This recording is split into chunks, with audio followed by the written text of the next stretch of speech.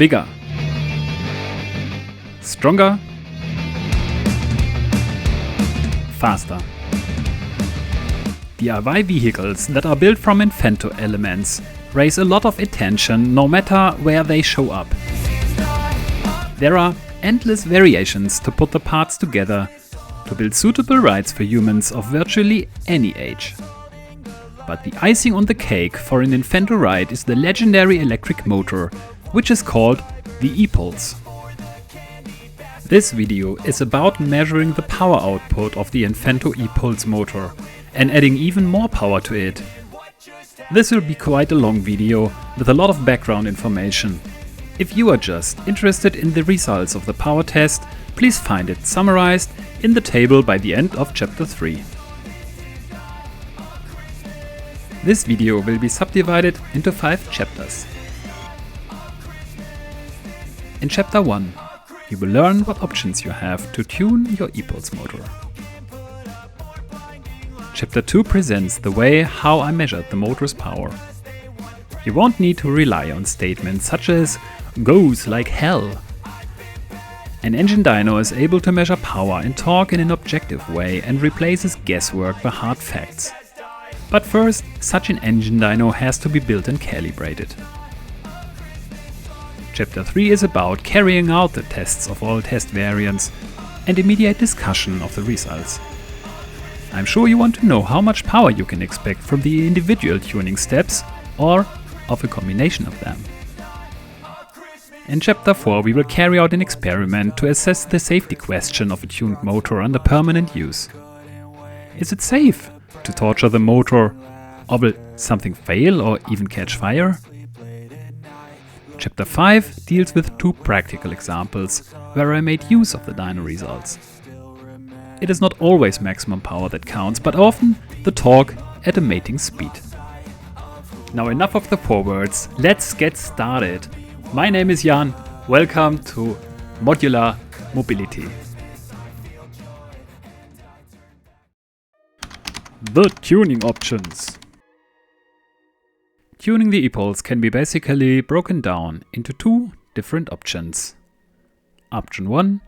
Modifying the controller's parameters by flashing, so-called hacking. Option 2. Replacement of the battery pack. These options can either be used individually or combined. Any of the tuning options are reversible. It is always possible to reset the motor power into its original state. Tuning for 10 euros. Flashing the controller. Some 2 years ago I released the first video about this topic that you'll find linked in the top right corner of this YouTube window, and I strongly recommend to watch this video first. To summarize it briefly, I presented how to upload changed parameters of the motor's controller. We set a higher limit for the battery current and also increased the value for the speed limit of the motor to its maximum. On a very simple Infento dyno made from a suitcase scale, a Sigma bicycle speedometer and an Infento brake disc, we specified an increase of the motor power from 110 to 185 watts. Let's keep the 110 watts of the stock motor configuration in mind as a baseline. In this video we will call an e-pulse motor with previously mentioned controller changes as a hacked motor. The standard e-pulse motor is a motor to power rides for kids, and for reasons of safety it is intentionally restricted by Infento. Out of the box, the internal controller restricts the motor to a speed of 80%, and however, the maximum value is not 100 but 120%. Now you may wonder why the unit of speed is given in percentage and not in RPM. This is because the absolute maximum RPM of a brushless DC motor is dictated by electrophysical laws that are also depending on the voltage that the battery supplies.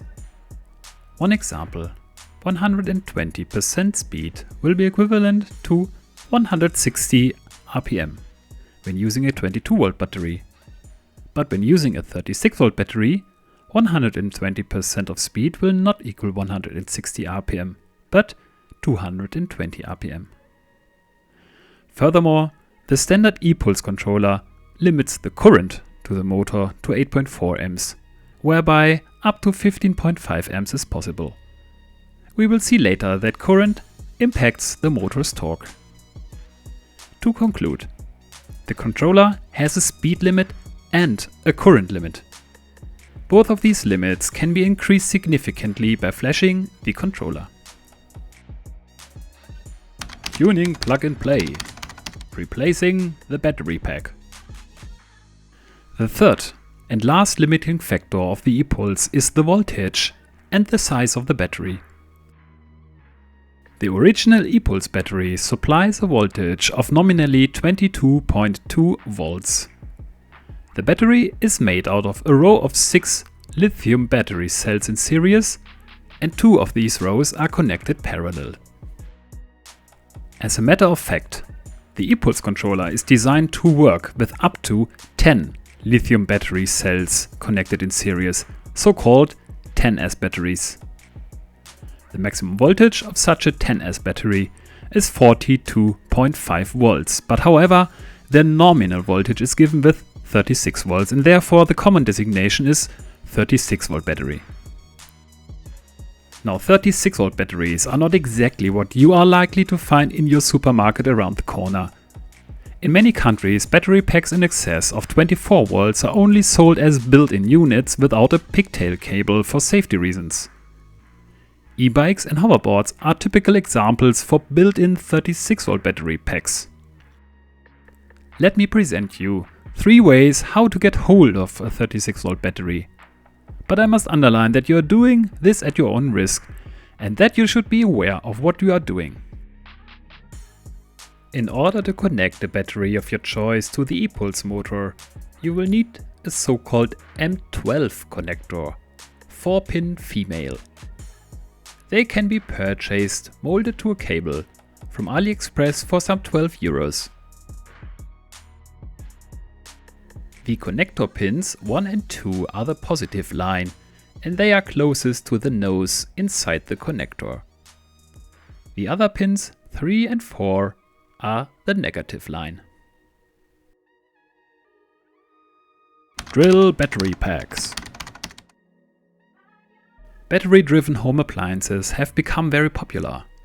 Brands like Bosch, Makita or DeWalt offer universal battery packs for their lineup of workshop and garden tools. 18 volts is a common voltage, and if you own 2 identical batteries of this kind in your workshop, you can connect them in series. I have made a separate video showing how to build such a 3D printed twin battery rack for Makita batteries. You want to make sure that your batteries have a minimum capacity of 4 Ah. Otherwise your batteries will struggle with the current of a flashed controller under permanent use. Each battery pack with 4 Ah normally consists of 10 cells. Notice that some battery brands like Bosch and Lidl Parkside don't have a built-in undervoltage protection. Don't use these, because your Infento ride could drain your drill batteries until they die. Hoverboard battery. These self-balancing boards are commonly called hoverboards, which is an allusion to Marty McFly's getaway vehicle from the Spielberg movie Back to the Future Part 2. The battery inside is a 36 volt battery which consists of 20 cells.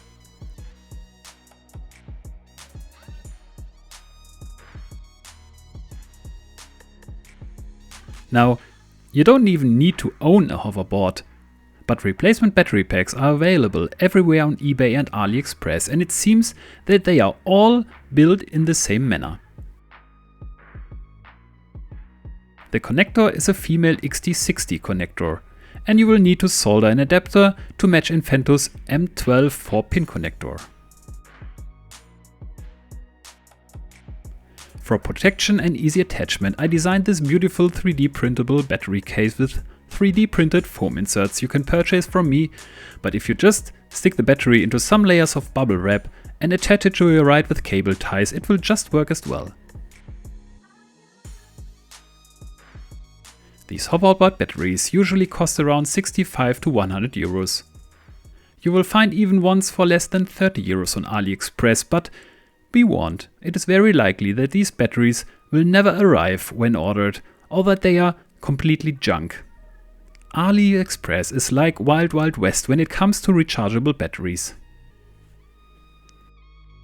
E-bike battery. If money is no problem for you, you can pick a retail 36V battery for an e-bike, like this one from Greencell that comes in various capacities and shapes. This very one here, with 50 cells, has a really huge capacity of 15.6 Ah. It comes for 256 euros including the charger. The power output is rated with 500 watts, and I can confirm after testing it with my electric load that the internal battery management system does not cut off power at the current we intend to draw with the hack controller. The battery has an indicator light built in, and it showcases also a USB socket that can be used to power some light strips or an MP3 player. The attachment to an Infento profile is very easy. I modified 2 long Infento profile nuts by cutting 2 tapped M5 holes into each.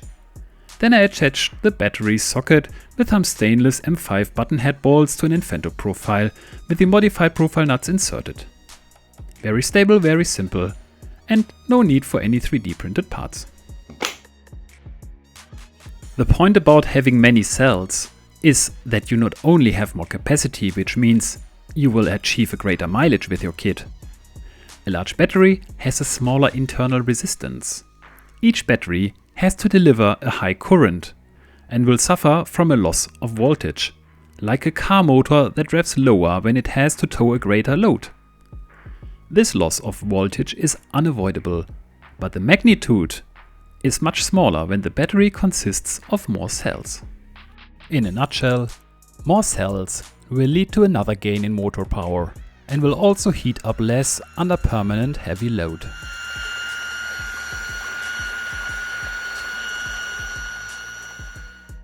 Less recommended battery options. Lead batteries. You can also use 3 12V lead batteries in series, but I don't recommend it. When I started with Infento, I used lead batteries for cost reasons, but I found they were much too heavy and too big. LiPo batteries. Radio-controlled models like cars and helicopters use lithium polymer batteries called LiPos. These LiPos are very light and very powerful, but if you want to use them for your kid's ride, make sure to use a battery management system to prevent deep discharge. Keep the LiPos in a fireproof silicone bag even during use, and only store them discharged in a fire-safe container.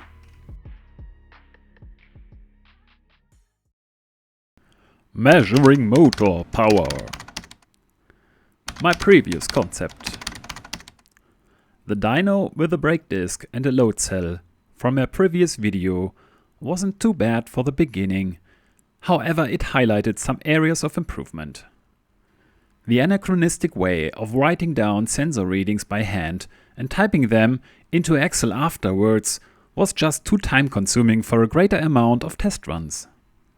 Furthermore, the brake disc had a poor run out and therefore the braking torque was inconsistent.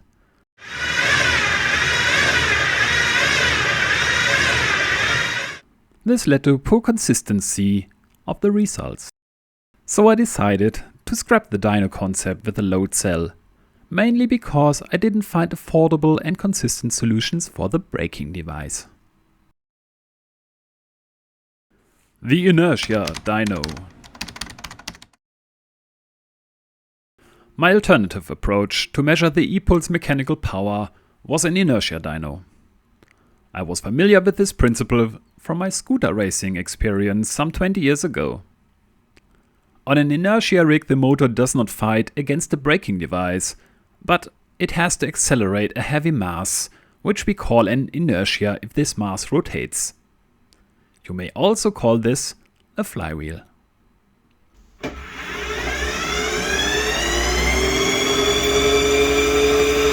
All it takes to build such an inertia dyno is a flywheel with a known inertia and a device to measure the flywheel's speed. For example, a Hall sensor and some magnets. As inertia, I took the next best thing I had laying around. That was a set of 400mm wheels from my buggy project.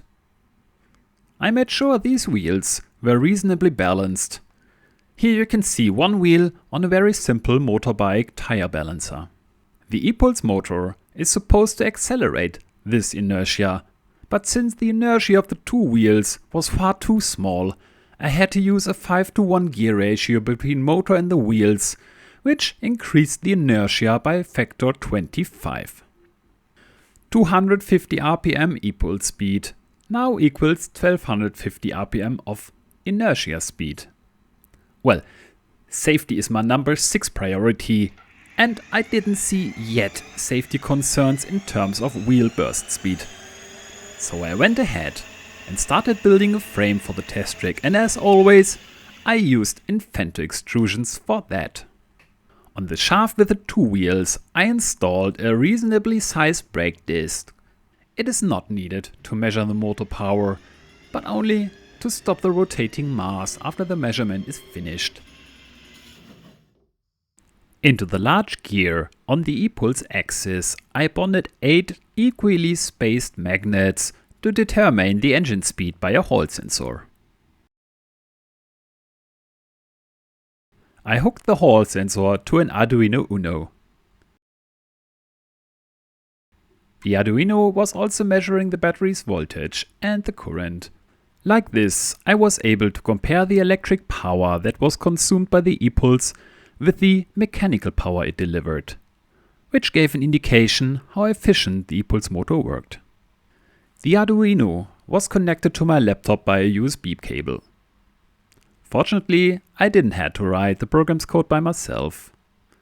On the software platform GitHub, I found an awesome free software called Motor Dyno from a Scandinavian guy called Fjallraven. He isn't pursuing this project anymore, but he left the program files for Windows and for the Arduino, and an excellent documentation on the GitHub repository. I will post a link to the web location under this video. All that was left to do was to find out the exact inertia figure of my wheel set. Theoretical formulas for perfect geometric bodies like hollow cylinders were not bringing me any further. I had to determine the inertia in an experimental way. I spooled a rope around a known diameter of the inertia shaft. To the end of this rope, I hung a known mass. Then I went to my staircase and measured the time it took for the mass to sink from a known altitude.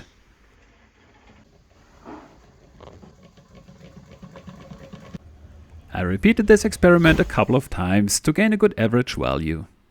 With some basic physical equations, I was able to straightly calculate the exact inertia figure. For performing a power run, I have to press start on my laptop and then twist the throttle grip.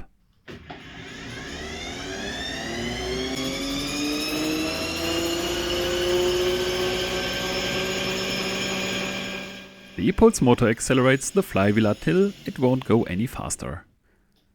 The computer then displays the engine RPM over time and applies a smoothing function. The gradient of the curve is directly related to the engine torque. At the moment of highest acceleration, the motor applies the highest torque.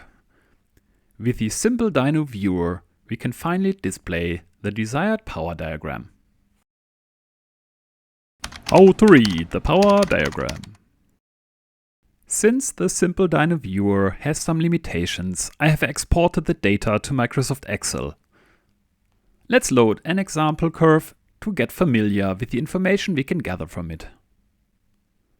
The data we are now seeing is from the e-pulse motor set as it comes out of the box. The horizontal axis at the bottom indicates the engine speed. The mechanical power is indicated on the vertical left axis. All other data, such as torque, refers to the right vertical axis. The solid line is the mechanical power.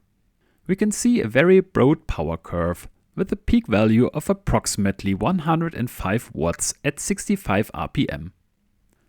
The power curve ends at the horizontal axis. Here we can read that the maximum RPM of the motor is 115 RPM. The dashed line is the mating torque curve.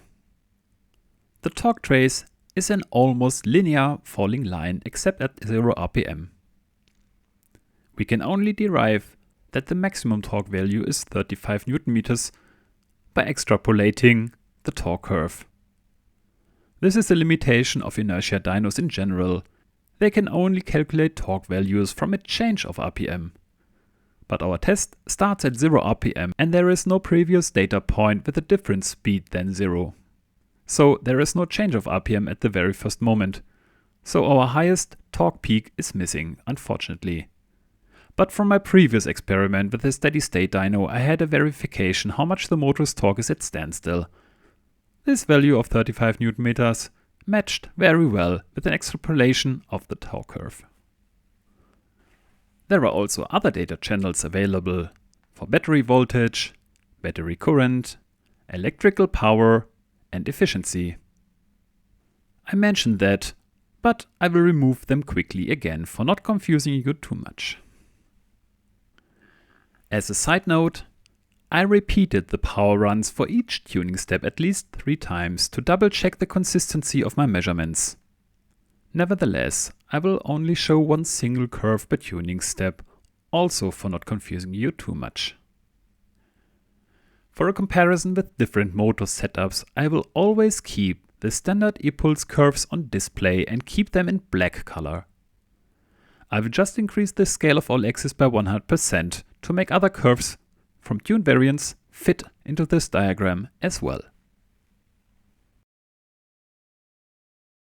Testing and test results. The hacked controller. So let's perform our first power measurement with a tuned motor. We now use the standard e-pulse 22-volt battery and we perform the hacking routine by the laptop. The max current value is set from 8.4 to 15.5 amps and the RPM limit value from 81 to 120%. The flashing process takes only a fraction of a second and here we go.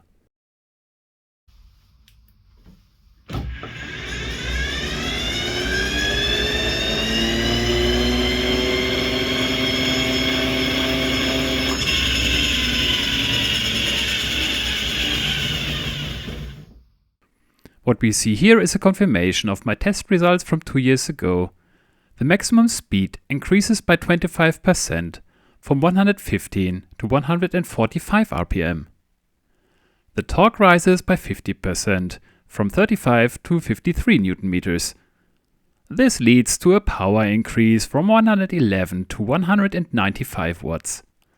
This is more than 75% more power. If that isn't an impressive result for a €10 hack. 36-volt batteries.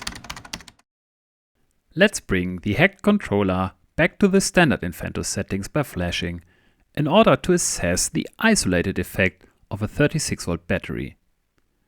Generally, I carried out all tests with fully charged batteries, except for one test that we will investigate later.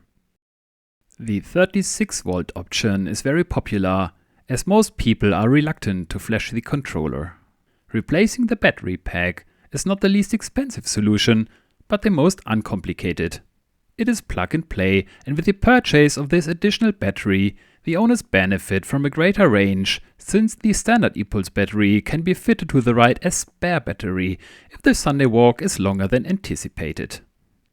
For this test, we will use 2 different 36-volt batteries because here, size matters. One pack is taken from my son's hoverboard and the other one is a beefy one from an e-bike.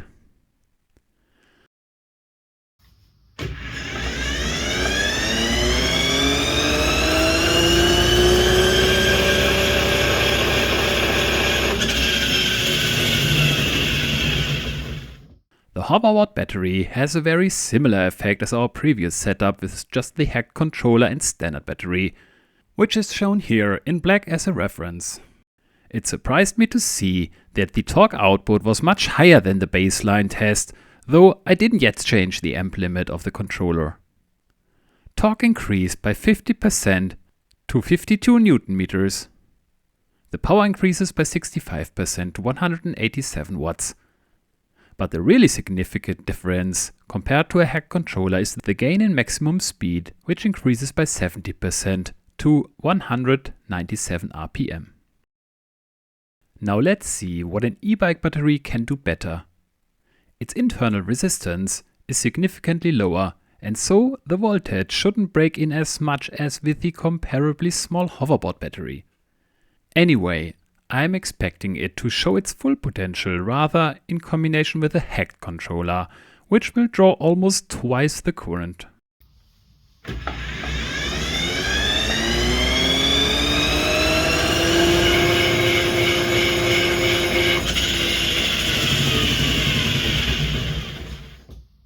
Well, just as expected, the e-bike battery performs just marginally better than the hoverboard battery.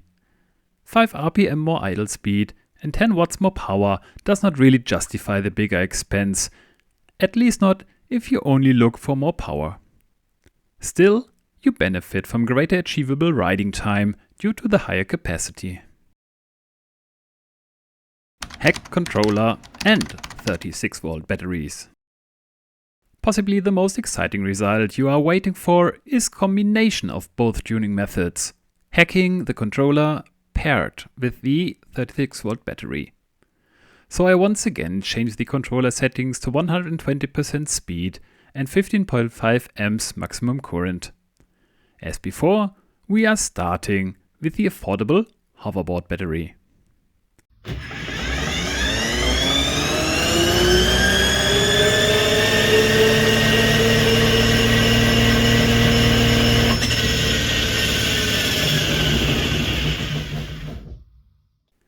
The results are indeed exciting, especially if we consider the level where we came from. As before, the black traces are from the stock motor with stock battery. The hacked motor with the hoverboard battery revs up to 232 RPM, which is a plus of 100%. The torque increases to 66 Newton meters, which is a plus of 80%. The product of both is a power of 309 watts, which is a plus of 170%. Congratulations, we have just topped the power for a legal e-bike in Germany, and here we speak about mechanical power output. However, at this point I should still emphasize that this small battery should not be tortured for a longer period of time under full torque. So don't trail other rides, don't drive in gravel or sand, or don't drive excessive slopes. Or if you do, turn the key to the kiddie mode or just drive half throttle. Finally, the ultimate power can be expected in combination with the e-bike battery. Let's plug it in and celebrate the victory.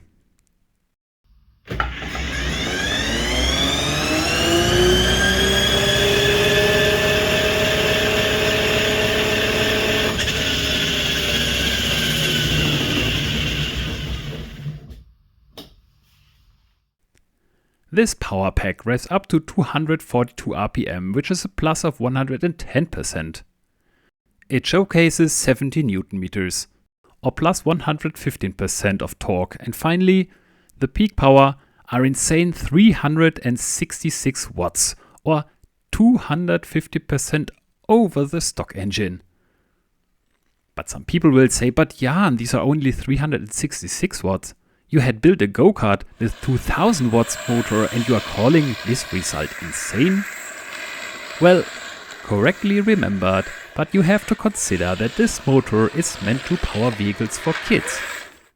I've been using these tuned motors for 1.5 years now, and from my point of view I don't feel like any kid under 12 years really needed more power, at least not on paved roads, and neither on the water.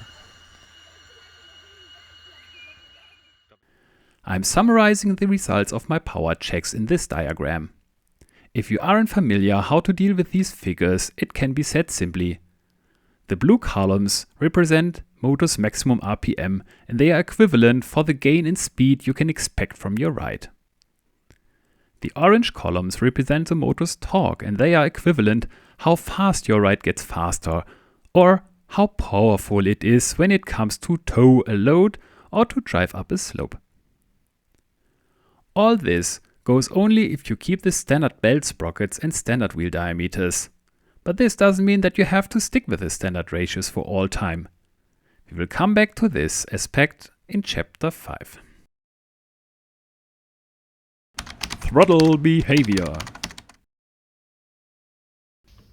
I finally investigated what happens if you don't twist the throttle grip to 100% but maybe just to 75%.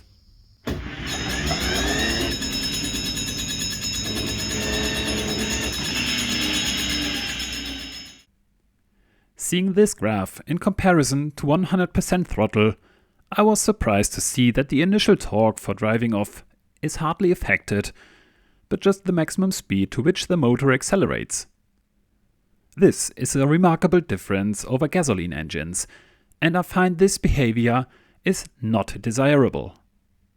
The reaction of the motor is too aggressive when driving off from standstill, especially for a kid. What makes it even harder for kids to drive off carefully is the fact that the e-pulse twist throttle is only effectively changing the motor power over the middle third of the twist angle. On the first and the last third of the angle, nothing changes at all on the motor power. If I should make a technical suggestion to the Infento headquarters in Amsterdam, they should enlarge the effective angle from 33 to 80% for the sake of smaller throttle sensitivity, leading to a less aggressive motor response.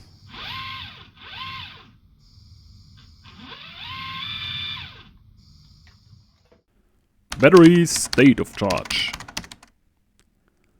I also had a look on what is the effect on the e-pulse power when the battery is 50% drained. Experts use the abbreviation SOC, which stands for state of charge. I used my electric load to discharge the exact half of the battery's capacity. As a result, we can see that 50% state of charge leads to a rough 10% of penalty in torque, power and final speed. Well, 10% is not the world, except you seek to set a new world record. The torture test. Heat is the biggest enemy of electronic components and batteries. To assess if a tuned e-pulse is coming into a critical state of operation, I made an experiment. My hopefully most representatively tuned e-pulse is an e-pulse motor with a hack controller and a standard battery. My goal was to see if any of the components, motor, motor controller, battery pack or the connectors and cables do heat up in a dramatic way. An alerting temperature would be anything in excess of 60 degrees. I used a thermal infrared imager and I opened up the plastic housings from the motor and from the battery pack. I let the motor run at full throttle and applied a permanent load onto the motor over the brake disc from my go-kart project. The brake handle was permanently pulled with a cable tie.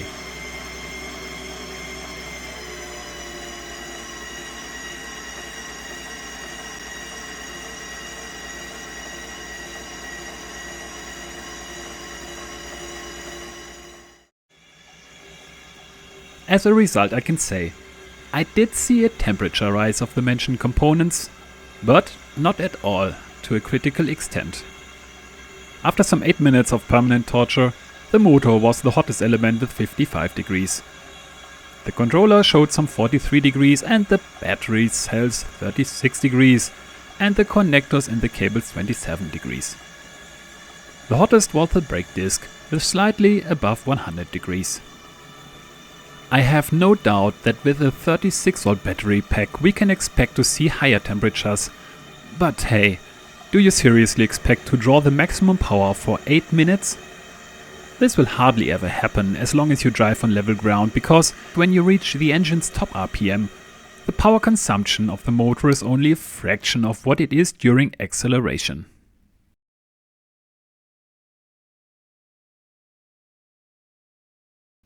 You don't get what you paid for with the wrong ratio.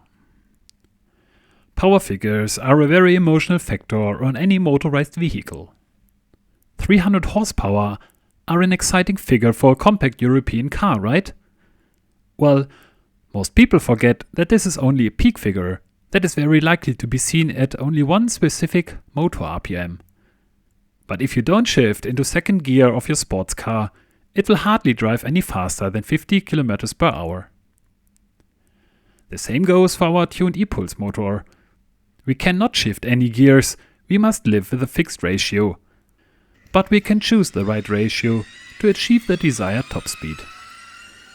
With the standard Infento 8-inch wheels and standard 46:26 ratio, we won't drive any faster than some 22 km per hour, because this ratio is too short and the engine revs where it barely delivers power.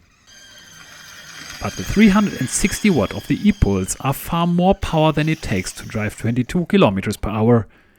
To give you a rough idea what is possible, I did triathlon over the past 5 years. You know, the sports where you swim, bike and run. And the bigger events are often called an Ironman. The bikes used here are so-called time trial bikes. These bikes are aerodynamically very efficient, and they are often equipped with a power meter that measures the energy applied to the cranks by the pedals. When driving on level ground, it takes roughly 250 watts to achieve a permanent speed of 35 km per hour. Of course, an Infento ride is anything but aerodynamic. So, on the one hand, the aerodynamic drag coefficient is poor. But on the other hand, the aerodynamic square section can be much smaller with only a kid sitting or even laying on it. Laying, like on this speed bike I built a while ago for my 8-year-old daughter Nelly. This speed bike is equipped with a 2.5:1 gear ratio, which is about 41% longer than the standard Infento ratio.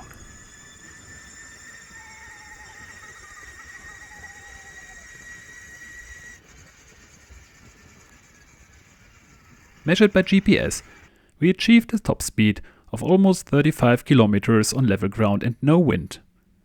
Quite impressive, but that's not yet the end of the flagpole.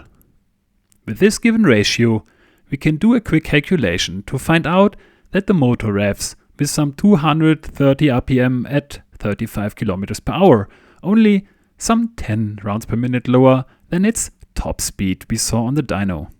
Now comes the important part about the power diagram. The diagram tells us that at 230 rounds per minute, the engine does not deliver its full 360 watt, but only 130 watt. This is only a rough third of its capability. So at top speed, we are only using about 30% of the motor's potential.